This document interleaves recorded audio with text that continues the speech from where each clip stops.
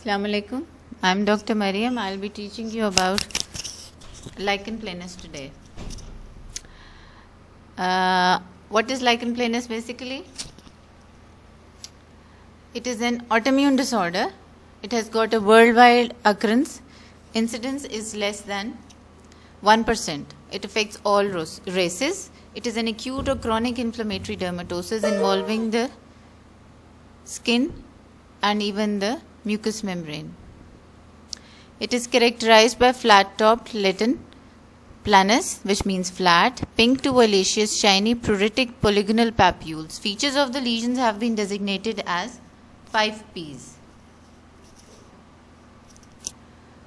which are papule, purple, polygonal, pruritic, and plain-topped. It can affect any age, but most commonly ages which are affected, they are around 30 to 60 years. Females, they have got a more predisposition for that as compared to males. Hypertrophic lichen planus, which is a kind of lichen planus, is more common in blacks. Regarding its etiology, idiopathic in most cases, but cell-mediated immunity plays a major role. Majority of lymphocytes in the infiltrate are CD8+, which are memory cells. Certain drugs, even metals like gold, mercury, or infection, hepatitis C virus results in alteration in cell-mediated immunity, and it could be HL-associated genetic susceptibility that would explain a predisposition in some cases. Other than hepatitis C virus, hepatitis B virus has also been associated with lichen planus and diabetes mellitus as well. As you know, if a patient is suffering from one autoimmune disorder, there are more chances of suffering from other autoimmune disorders as well. Now, regarding the clinical manifestations, its onset can be acute in days or insidious over weeks. Lesions that last months to years as asymptomatic or pruritic. Sometimes severe pruritus can also present. Mucous membrane lesions, they are painful, especially when they are ulcerated. Regarding the skin lesions, they are papules, which are flat-topped, 1 to 10 millimeter, sharply defined, shiny in appearance, violaceous with white lines, which are very characteristic for lichen planus, which are called Wickham stria. They are seen best with hand lens after application of mineral oil. Polygonal or oval, grouped, annular or disseminated, scattered discrete lesions when generalized.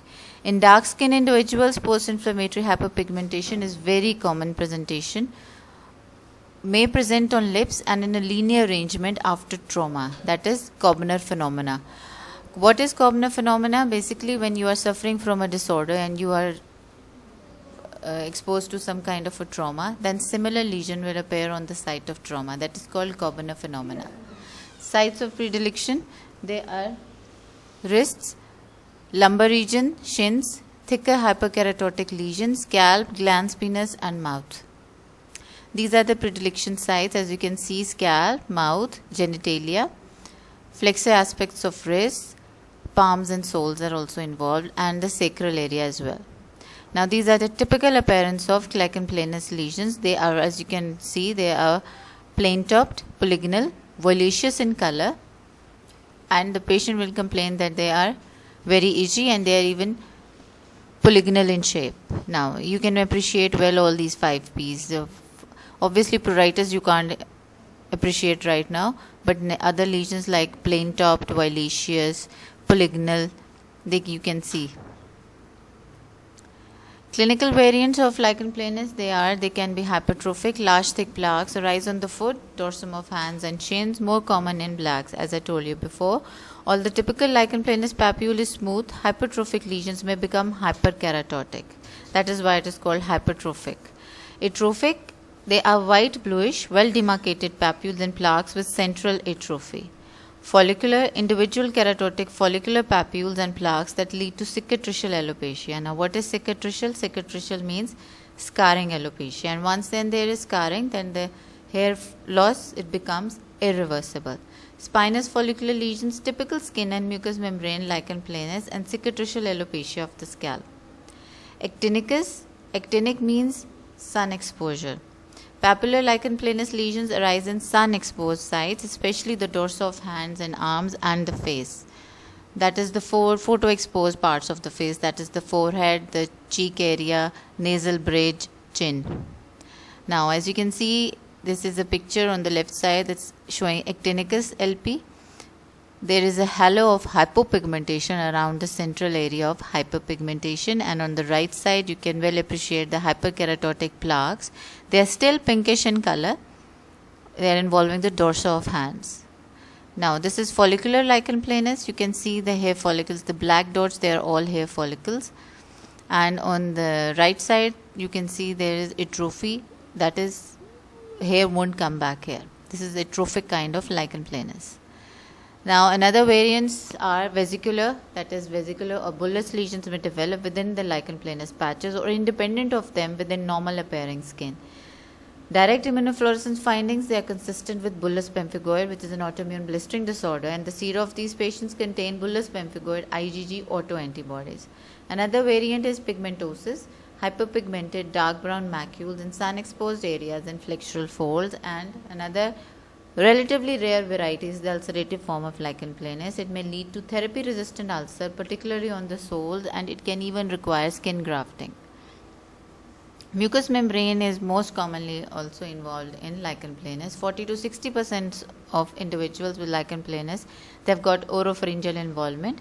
It is of two types, either reticular lichen planus or erosive or ulcerative lichen planus. Reticulate, that is net-like pattern of lacy white hyperkeratosis on buccal mucosa, lips, tongue, gingiva, the most common pattern of oral lichen planus. Now regarding the erosive type of lichen planus, superficial erosion with or without overlying fibrin clot occurs on the tongue and buccal mucosa. Shiny red painful erosion of gingiva, desquamative gingivitis or lips. Carcinoma may very rarely develop in mouth lesions, and the carcinoma which develops, if it does, it is squamous cell carcinoma. Regarding the genitalia, papular agminated, annular or erosive lesions. Agminated means combined together. Grouped lesions arise on the penis, especially glands, scrotum, labia majora, labia minora and vagina. This is also a very common kind of lichen planus presentation. Hair and nail scalp, follicular lichen planus, atrophic scalp skin with scarring alopecia. Nails, destruction of nail fold and nail bed with longitudinal splintering, and pterygium formation also occurs, that is a fibrous band. It arises from the proximal nail fold and covers the nail, and the nail is lost. This is picture on the left side. You can see the reticular, that is net-like whitish lacy pattern on the buccal mucosa, and this on the tongue you can see the whitish coating, and in the differential of the right side that picture you will put oral candidiasis as well in it. Okay. Now this is the nail involvement. You can see there on the left side the nail fold is inflamed, both the the lateral and the proximal nail folds, and there is a split in the nail. This is called the Bose lines, and there is no nail loss in the topmost picture, and there is pterygium formation in the lower picture. Basically, in lichen planus, the nails, they become thinned out and very brittle. Diagnosis, basically it is a clinical diagnosis, but you can go ahead for skin biopsy and direct immunofluorescence as well. Skin biopsy findings are not important from your exam point of view. Lichen planus is important regarding the MCQs. SCQ very rarely comes from it. Inflammation with hyperkeratosis, increased granular layer, irregular acanthosis, that is granular layer is thickened. Liquefactive degeneration of basal cell layer is very important and diagnostic for lichen planus. Band-like mononuclear infiltrate that hugs the epidermis, and keratinocyte apoptosis, colloid or civet bodies is found at the dermal epidermal junction. This is also pathognomic for lichen planus. On direct immunofluorescence, it reveals heavy deposits of fibrin at the junction and IgM, and less frequently IgG and C3 in the colloid bodies. Cutaneous LP usually persists for months, in some cases for years even, especially the hypertrophic kind. On the shins and oral lichen planus can also occur for decades even. The incidence of oral squamous cell carcinoma in individuals with oral lichen planus is increased by 5%, and patients should be followed up at regular intervals. Regarding the management, there is local therapy and systemic therapy. In local therapy, glucocorticoids with occlusion for cutaneous lesions. Intralesional steroid like triamcinolone 3 mg per ml is helpful for symptomatic cutaneous or oral mucosal lesions and lips. cyclosporin and tacrolimus solutions in the form of mouthwash. Systemic therapy against cyclosporin 5 mg per kg per day is given. Glucocorticoids in the oral formation, prednisolone with symptomatic pruritus, painful erosion, dysphagia or cosmetic disfigurement. Short tapered course is preferred, 70 mg initially, then tapered by 5 mg per day. Systemic retinoid acitretin 1 mg per kg per day is helpful, but it is mostly used as an adjunctive measure in severe or kind of lichen planus, oral or hypertrophic. Then PUVA photochemotherapy in individuals generalized lichen planus or cases resistant to topical therapy. Other treatments include other immunosuppressants like mycophenolate, Mofetil, heparin analogs, enoxaparin. Immunomodulatory properties is present in them, and then azathioprine. Now, regarding the lichenoid reaction, basically it is a drug reaction, and in that the lesions are similar to that of lichen planus, but the oral cavity is spared, the mucosa are spared. The drugs which are commonly involved in lichenoid reaction, these are gold salts, antimalarials, thiazide diuretics, ACE inhibitors, beta blockers, antituberculous drugs, heavy metals like mercury, gold, and NSAIDs. Now, another topic which we'll be discussing today, they are nail disorders, and it is a very interesting and important disorder, not from your exam point of view, but for your clinical point of view. But MCQs can come from it. Now, this is a picture showing the anatomy. As you can see, there is the free edge of the nail, then there is nail plate, nail bed, hyponychium, cuticle, lateral nail fold, matrix. Now, acute paronychia is basically what? It is an acute infection of lateral or proximal nail fold caused by Staph aureus, usually associated with break in integrity of epidermis because of trauma. Findings which can be seen, they are throbbing pain, erythema, swelling pain, abscess formation. Infection may extend deeper, forming a felon. You can see there is pus accumulation near the proximal nail fold, and the patient will be complaining of throbbing pain. Now, regarding chronic paronychia, it is associated with damage to cuticle. It can be either mechanical or chemical. Which individuals are at risk? Adult women, food handlers, house cleaners. Chronic dermatitis of proximal nail fold and matrix, that is chronic inflammation, eczema, psoriasis with loss of cuticle, separation of nail plate from the proximal nail fold. Predisposing factors, they are dermatosis, again like psoriasis, dermatitis, atopic irritant, occupational and allergic contact, lichen planus, drugs like oral retinoids, isotretinoin, indinavir, foreign body like hair bristle and wood splinters. Regarding the manifestations, first, second and third fingers of the dominant hand, proximal and lateral nail folds, erythematous and swollen, cuticle is absent, intermittently persistent low-grade inflammation may flare into subacute painful exacerbations resulting in discolored transverse ridging of lateral edges.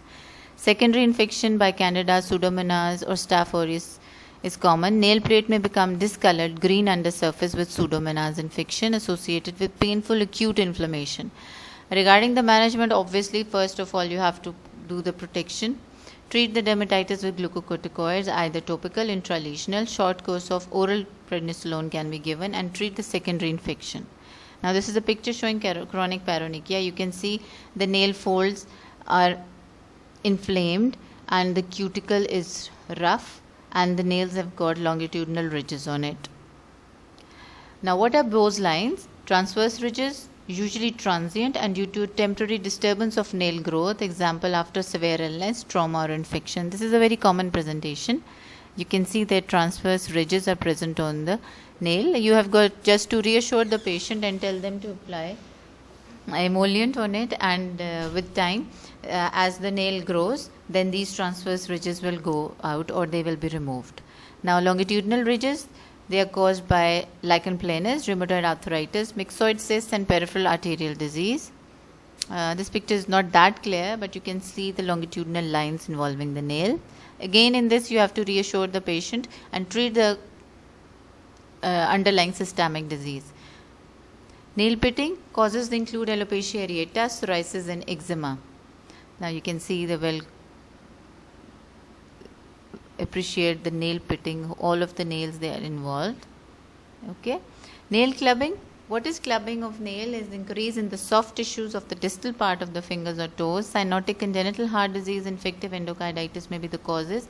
Even lung cancer, pulmonary fibrosis, empyema, lung abscess, bronchiectasis. Now as you see, the curvature is very much increased. It has got a drumstick appearance. Koilonychia, dystrophy of fingernails in which they are thinned and concave with raised edges, spoon-shaped nails, may be due to iron deficiency or trauma. You can see the skin is rough and thinning of nail with concave appearance, that is koilonychia. Green nails caused by pseudomonal infection, as I told you before, in chronic paronychia as well, which results in green, blue or black discoloration like this. Nail floor inflammation can be appreciated also. Now, black nails, they can be seen in Buerger syndrome, vitamin B12 deficiency, pseudomonas infection, and even after post-irradiation when patients are having radiotherapy. Black streaks at junctional melanocytic nevus or malignant melanoma may also lead it. Purple-black discoloration occurs with a subungual hematoma. This is a picture showing longitudinal melanonychia. Basically, it can be a presentation of lichen planus and it can be even idiopathic. White nails, they can be congenital due to minor trauma, hypoalbuminemia and chronic liver disease and chronic kidney disease. Because of calcium deficiency, white nails do not occur at all. And white nails are also known as eggshell nails. You can appreciate the whitish appearance of the nail plate. Ingrowing toenail, that is onychocryptosis. Various causes, example, improperly trimmed nails, trauma, poorly fitting shoes, abnormally shaped nails or pressure from other digits. Also called onychocryptosis. It often presents with pain but may progress to infection and difficulty with walking. You can see the nail fold is inflamed. There is accumulation of blood in the nail fold, lateral nail fold. Onycholysis, and basically for onychocryptosis, that is ingrowing toenail, you have to go ahead for surgery because it has got too much recurrence with medical treatment only. Onycholysis, the nail becomes detached from its bed at the base and side, creating a space under the nail that accumulates dirt. Air under the nail may cause a grey-white color but can vary from yellow to brown. Onycholysis means basically nail loss. Basically, the nail is not lost, but it is the dead nail which has got lost its attachment from the nail bed. This is onycholysis. You can see the yellowishness. It shows that the nail attachment from the nail bed has been lost. Causes can be either idiopathic or inherited. Systemic diseases like thyrotoxicosis, skin disease like psoriasis, infection like candida, dermatophytes, pseudomonas or herpes simplex. Local causes, trauma or because of some chemical uses. Onychogryphosis, it means the distortion of nails, thickening and hardening of the nail plate which becomes curved, also called the ram's horn nails, mainly seen on big toes of the elderly, associated with injury to the foot, badly fitting shoes or poor blood supply. This patient has got this onychogryphosis, and also there is onychomycosis also present in this patient. Splinter hemorrhages, linear hemorrhages lying parallel to the long axis of fingernails or toenails. They are red or brown or black in color. You can see the splinter hemorrhages. Commonest causes are infective endocarditis. Trauma is the most common, and then infective endocarditis. Then some vasculitic disorders like rheumatoid arthritis, systemic lupus erythematosus, polyarthritis nodosa, hematological malignancies, severe anemia, and even psoriasis can lead to splinter hemorrhages. Now, nail tumors, this is the malignant melanoma of the nail. This is squamous cell carcinoma of the nail. Okay, I hope you have understood the lecture of today. Now I'll be showing you some short essay question and MCQs. And if there are some queries about the lecture, you can ask me on the Facebook group. Thank you. This is the short essay question. These are multiple choice questions. They are 4 in number. Okay. Thank you.